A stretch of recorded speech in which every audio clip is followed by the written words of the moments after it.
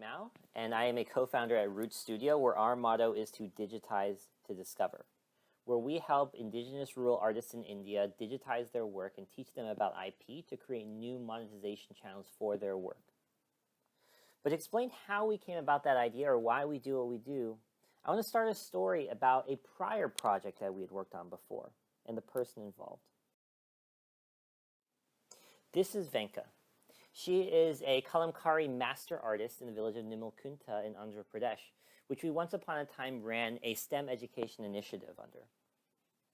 We met her and started to learn about the craft work of what she did and how across the last 200 years it has been the way her family has sustained themselves financially and has passed on the stories of their community and family from generation to generation. And only in this generation did she start to fall on hard times and start to think if this is sustainable at all. Her sons, on the other hand, already took that to heart and have started to go into the city multiple times looking for alternative ways to earn, thinking that there wasn't much of a future in those arts. We, on the other hand, while we were providing these courses, started to get to know them and ask them, well, why go into the city so much? Aren't there opportunities in the village? And they told us that that's not what the world tells them. That the future of rural life is no future at all. That everybody in the village should be running as fast as possible into the city to seek an IT or government job. And when I heard that, something started to resonate in me a lot. Because even though I didn't grow up in the village, this notion that home is no longer okay to be at really resonated. Because my village was China many years ago. And at a very young age, my family decided that China in the 80s did not have much of a future for me, so they put me to America in the foster system, hoping that a familyless existence in America was going to be better than any outcome in China.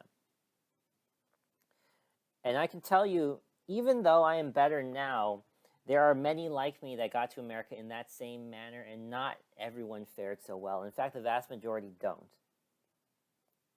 And so to hear this story, especially knowing that this craft sector represented a multi-billion-dollar industry, something was wrong.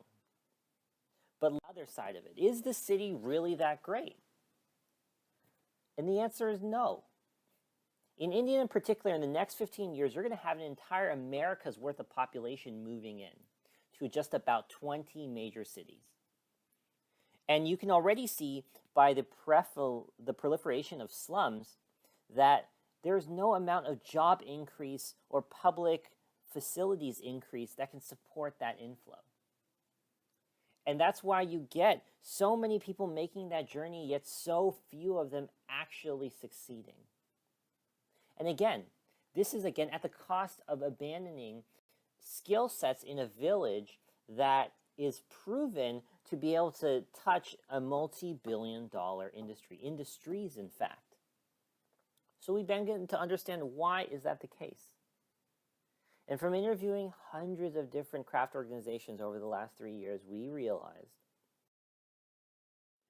that it wasn't, again, because their skills are not worth anything. They're worth a lot, actually. But along the way, others have realized this too. And so a value chain has already existed for many decades trying to bring rural craft to urban markets.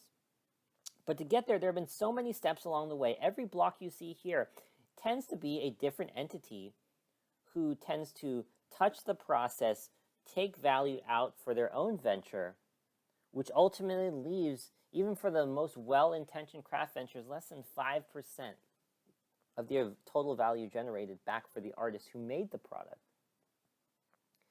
We at Root Studio believe that that 5% should actually be 50.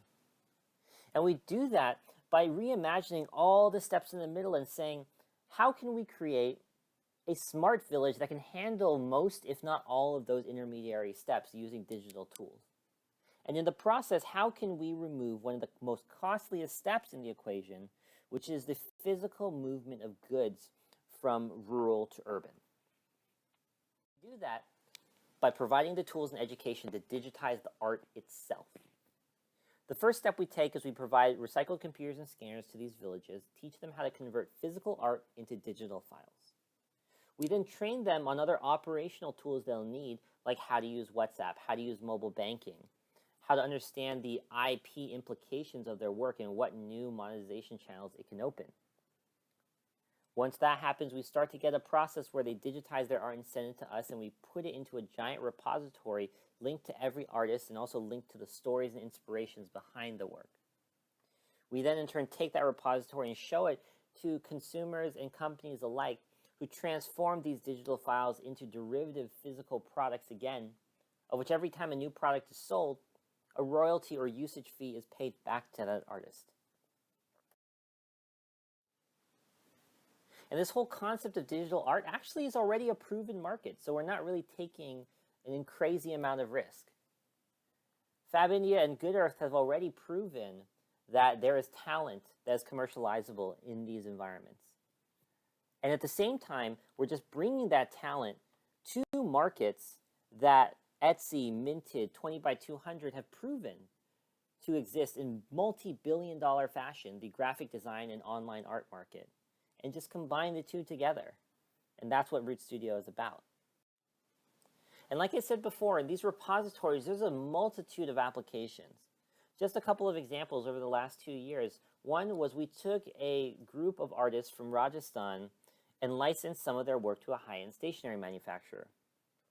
That stationery is now sold across the United States in a lot of corporate gifting situations and generated about $30,000 in revenue for that community, off what was normally just about $100 worth of their art.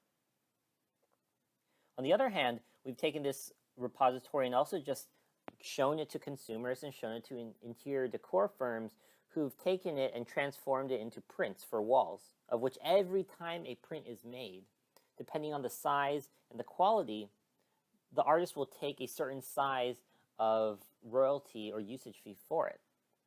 And finally, we've also done a lot of work in the apparel sector, using a lot of patterns and a lot of different creations to apply to t-shirts, dresses, scarves, of which every time one of these products gets sold, the artist gets paid a royalty. And every time some payment is made, we split it with the artist again, 50-50. But the thing I want to highlight is the community fund, because we realized in these areas, there's still a collectivist attitude, and understanding that not every artist is going to sell the exact same, but a way to make this system sustainable is to make sure that as long as anybody in a community is winning or selling, that victory can rise all boats, to say. And so that community fund tends to be a portion of the income that is dedicated towards public projects. Examples include building of a schoolhouse or building toilets for everyone in the village. Now, we've been in operation since 2014, but we've only really been making revenue since the latter half of 2015. This year, we're already halfway towards our goal of making $160,000 in revenue, but we project that in the next 2 years, we're still going to run at a loss as we continue to invest in R&D, expand our team, and really spend on marketing to start building our brand. But by 2018, we expect to be cost positive, so to be profitable, and also reaching our original goal of creating an income stream of over $1 million back to these rural communities every year. But beyond just increasing income levels, we believe that our impact is much more multifaceted. We would also just like to transform the relationship between commerce and these villagers to give them more transparency, to use our digital system to create regular reports to show them when their goods were bought, when they expect to get paid, and give them feedback on what sells well and what doesn't. We also believe that through this digital system and setting it up all across India in these artist epicenters, we can preserve their works in high fidelity media for perpetuity. And furthermore, generate more interest and pride in the work in hopes of creating younger audiences to pick up the craft and preserve it into generations to come. And finally, as I mentioned in prior slides, to also continue to build infrastructure in these villages to create employment from the village and to reduce that temptation to make that risky jump to the city. And to get there, we have this team that I just find so amazing. Because for all of us, even though we have different backgrounds, we're all bound by the thread that there's not just one way to stay relevant in the modern economy, and that there's always going to be room for art and for that to be a sustainable way of life. As I mentioned before, there's a bit of this project that resonates so strongly with me, and since then, for the last almost decade, I've just been building businesses and trying to create opportunities for people of similar backgrounds, or just to find hidden talent in the world and make sure that a market can reach them.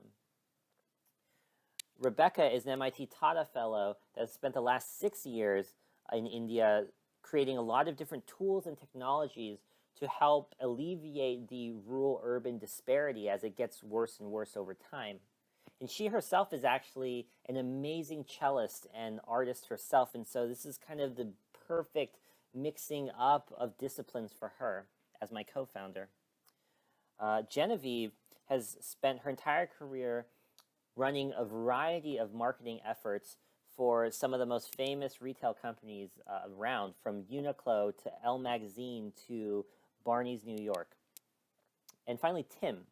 Well, he would tell you right off the bat that he is a violinist who works in a experimental bluegrass band. He is also an amazing coder who has been on the ground with us developing a host of tools for these villagers to use to, again, help manage the operational process of this whole venture.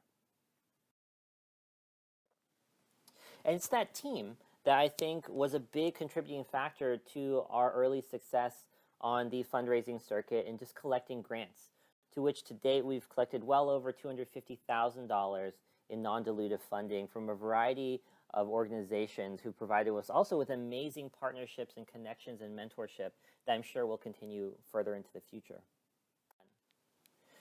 We seek another $120,000 this coming year to tackle two of the major initiatives that we need. First is to standardize our equipment on the supply side.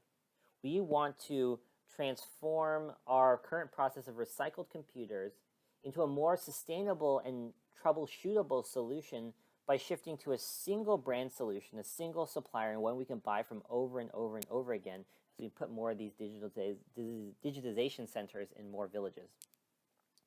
On the other side, we want to find the funding to optimize our marketing and sales channels, to move away from the current scrappy sales at all costs, whatever we can reach out to, whoever we can reach out to, and really start to generate a more formal sales pipeline, a sales process, as well as continue to build that brand and that organic customer base that will continue to come back to us over and over again.